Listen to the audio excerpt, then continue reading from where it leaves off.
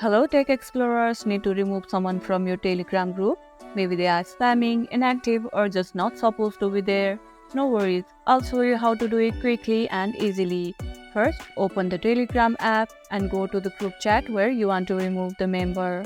Now, tap on the group name at the top to open the group settings. Scroll through the member list and find the person you want to remove. Tap and hold on their name and you will see an option to remove from group. Tap on it and boom, they are out of the group. Have you ever had to remove someone from the group? What was the reason? Let me know in the comments below. And that's it. You have successfully removed a member from your Telegram group. If this tutorial helped, don't forget to like, share, subscribe and drop a comment below. Thanks for watching and I'll see you in the next video.